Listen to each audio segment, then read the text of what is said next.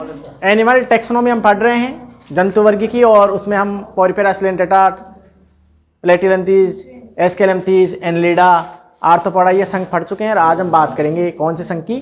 Mollusca संघ की। और सबसे बड़ा संघ तो आप जानते हो आर्थ्रोपोडा होता है। दूसरे नंबर पे जो संघ आता है उसका नाम है मोलस्का, जिन्हें कोमल शरीर वाले जीव बोलते हैं।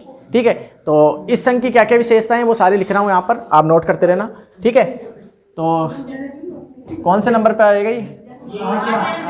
है ना, 8वें नंबर पे मोलस्का। मोलस्का संघ है ना, मोलस्का, मोलस्का फाइलम। तो क्या क्या है इसकी विशेषता है, वो सारी विशेषताएं यहाँ पर हम लिख रहे हैं। आवाज नहीं करनी, ठीक है। क्या है, एक तो इसे कोमल शरीर वाला जीव बोले जाते हैं। इनकी क्या है, त्वचा थोड़ी क्या है, चिकनी होती है, स्मूथ होती है, इसलिए कोमल शरीर वाले जीव बोलते हैं, है ना। तो कोमल शरीर वाले जीव, कोमल शरीर वाले जीव आते हैं। ठीक है, कोमल शरीर वाले याद रखना है, ये एग्जाम में पूछ लेता है। ठीक है, इसके नाम से जाना जाता है। और आवास आप जानते हो, इनका आवास ये ज़्यादातर जलीय होते हैं। इसके अलावा स्थलीय भी हो सकते हैं, स्थलीय जलीय दोनों ही होते हैं। लवणीय अलवणीय सब में पाए जाते हैं। जैसे आपने घोंगा सुना होगा, इसके अलावा आपने सुना होगा वो शंख, मंदिरों में शंख देखोगे, शंख बजाने वाले शंख। वो जो शंख होते हैं ना, वो इसी शंख के जीवों का बाह्य कंकाल, मतलब कंकाल ये कह सकते हैं कि कैल्शियम कार्बोनेट से ये सुरक्षा आवरण बनाते हैं, उसे बाहर निकलाते हैं। तो वो शंख भी इसे, मोती, मोती की मालाएं देखी हो, मोती पहनते हैं उसमें, तो मोती से संबंधित भी इन्हीं जीवों से प्राप्त होते हैं। ठीक है, तो क्या क्या है इसकी विशेषता, सारी विशेषता लिख रहे हैं इसकी। ठीक है, तो शरीर संगठन की बात करें हम,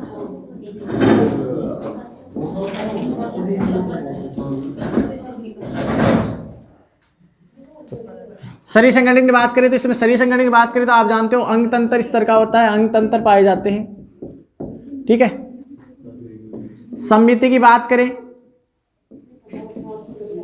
तो द्विपार्श्व होते हैं, द्विपार्श्व है।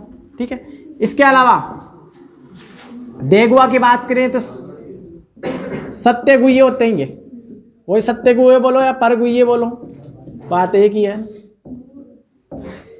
अरे चुप नहीं रह जाता क्या? ठीक है, ये हो गया। इसके अलावा हम नोटोकॉर्ड, तो एब्सेंट है नोटोकॉर्ड। परस्टरज्जु पहले टॉपिक में बता चुके हैं, परस्टरज्जु क्या होती है। जैसे आधार हमने जिसमें वर्गीकरण में जो आधार लिखे थे उसमें नोटोकॉर्ड के बारे में बता दिए थे, वहां से आप देख सकते हो। ठीक है, नोटोकॉर्ड की बात करें तो इसमें क्या एब्सेंट। ठीक है,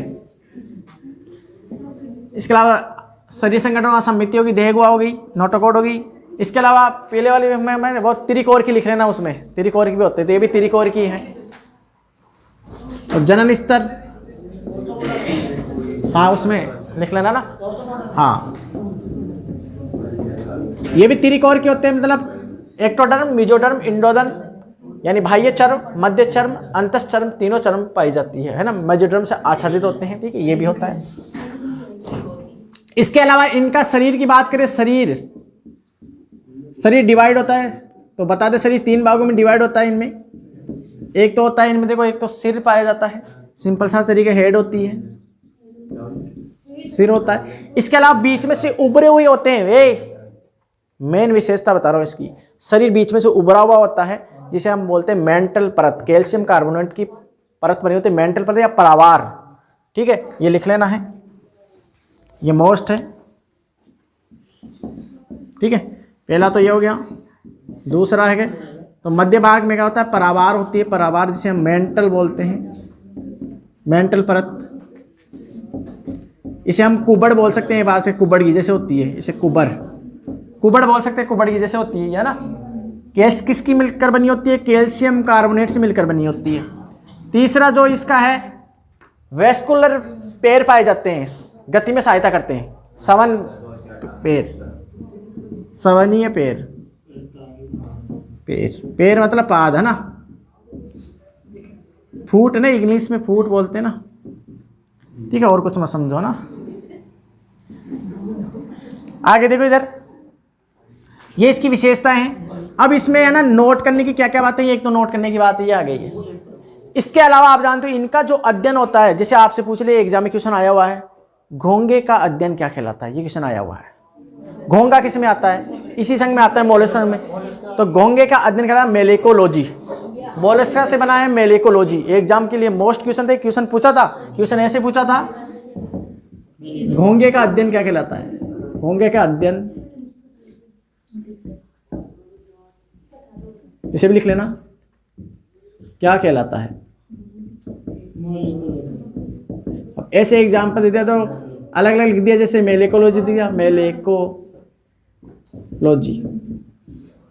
दूसरा दे दिया न्यूरोलॉजी, न्यूरोलॉजी बोल दिया, ठीक है। इसके अलावा बोल सकता है नेफ्रोलॉजी बोल सकता है,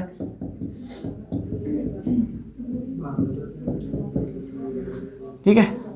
पैरालॉजी बोल सकते हैं, पैरालॉजी, ठीक है, पैरालॉजी कहलाता है।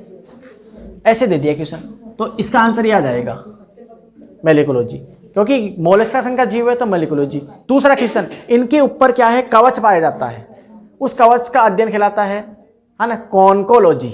ये दो इंपॉर्टेंट क्वेश्चन है, कॉन्कोलॉजी और मेलेकोलॉजी। कंफ्यूज मत होना, यहाँ पर इस क्वेश्चन को लिखो, यहाँ पर लिख रहा हूँ, नहीं यहाँ पर लिख देता हूँ ना, दिख रहा है ना यहाँ तक। तो मोलस्क संघ के जीवों का अध्ययन, मोलस्का, ये क्वेश्चन लिख रहा है ना उधर वाला, मोलस्का संघ के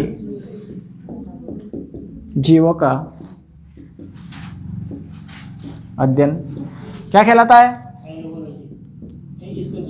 मेलेको, नहीं ओनली मेलेकोलॉजी, जीवों का ही मेलेकोलॉजी, ठीक है।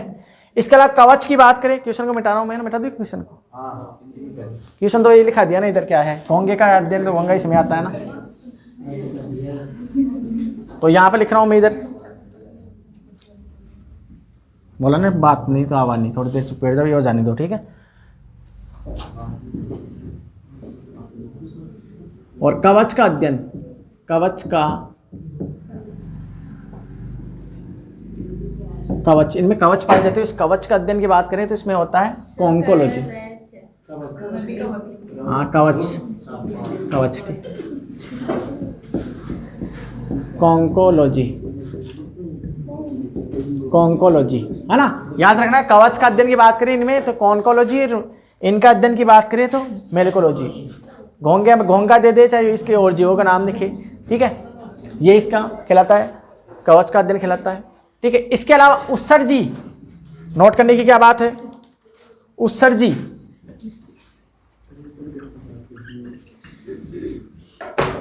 उत्सर्जी अंग की बात करें तो मैंने इसका क्वेश्चन पहले दिया था, आपको याद हो तो, उत्सर्जी अंग का नाम बताओ मोलस्क संघ के जीवों का, बोजिनस का अंग, जिसे केबर का अंग या मेटा नेफ्रिडिया के नाम से भी जाना जाता है, ठीक है। तो उत्सर्जी अंग का नाम क्या है, बोजिनस का अंग या केबर का अंग, केबर का अंग या मेटा नेफ्रिडिया, मेटा नेफ्रिडिया, ठीक है, याद रखना इसे, उत्सर्जी अंग होता है। इसके अलावा देखो इसमें लार्वा अवस्था पाई जाती है, यानी अप्रत्यक्ष परिवर्तन होता है, ठीक है, तो आप लिख सकते हो लार्वा अवस्था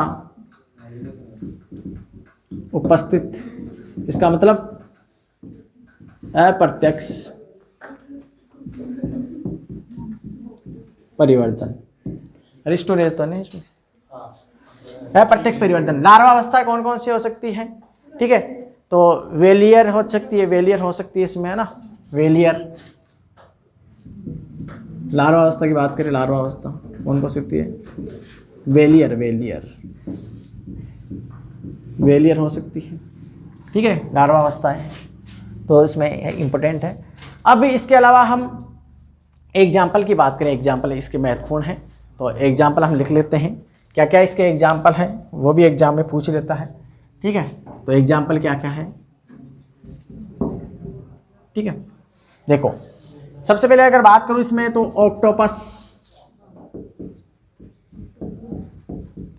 ऑक्टोपस बाबा, ये बाबा के नाम से इसलिए प्रसिद्ध हुआ था कि फुटबॉल का जब 2012 की या 11 के बाद फुटबॉल के टूर्नामेंट हुए थे, तो इसमें जिस पर ये बैठ जाता था वो टीम जीत जाती थी, इसलिए ऑक्टोपस बाबा के नाम से जानता है। इसे बेताल मछली या प्रेत मछली या डेविल फिश के नाम से जाना जाता है।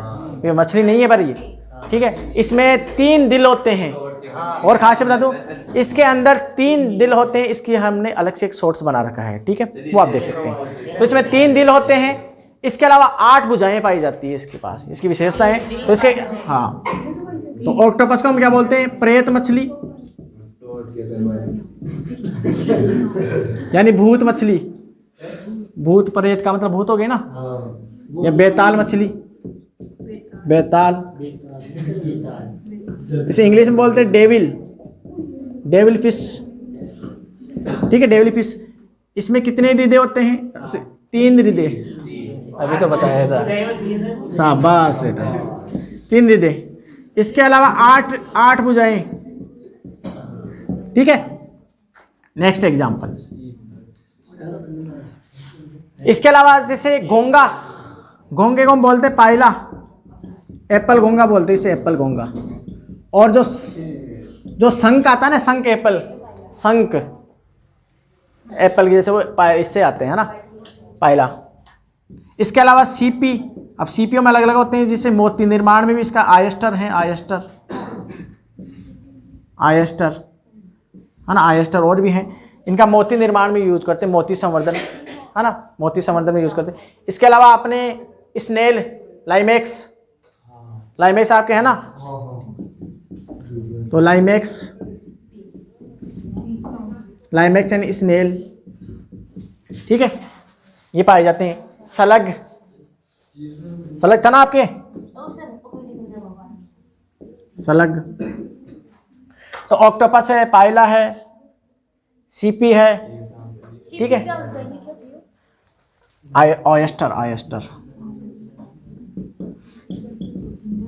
आयस्टर। इसके अलावा लोलिगो है ना,